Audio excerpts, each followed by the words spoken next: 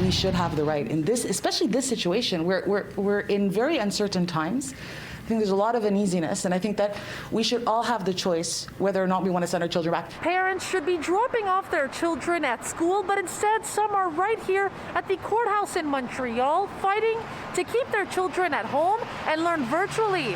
It seems to us that there are no real, they've got these guidelines which are very detailed. I don't think they have force of law, but they are simply making rules about details of decisions that should be made by families.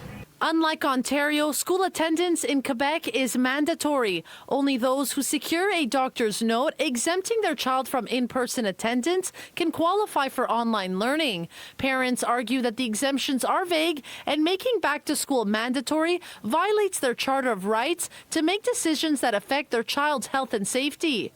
This exemption, which seems to be very arbitrary and difficult to obtain, that it be applied across the board. So we're not asking for special treatment. We're not asking that the government spend more money. This is a system that the government has already set up.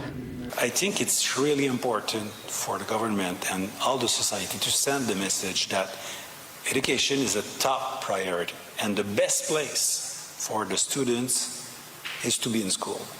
That was Quebec Education Minister Jean-François Roberge responding to the suit Thursday afternoon. This all comes as hundreds of students in the Quebec City area have been isolated after another tested positive for the virus, and teachers in Montreal and north of the city have also been forced into quarantine among positive tests, pushing some parents to believe the province's back-to-school plan is an experiment.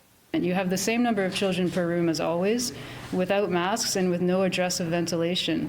This, to me, is not something we have done before in Quebec, and I'm not comfortable with sending my children. Parents, and in the case of older adolescents, perhaps they have a say.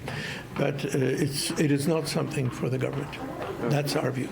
Government lawyers argued in court that the CAQ is doing everything possible to slow the spread of the virus and that every Quebecer has the right to an education, adding that for now research shows that the virus does not easily spread among children.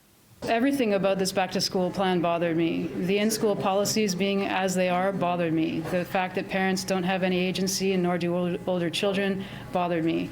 And the fact that the government at that point in time hadn't invested much money to alter the system also bothered me. We can't pretend that these are ordinary circumstances. They're not. In Montreal, Melina Jubilaro, City News.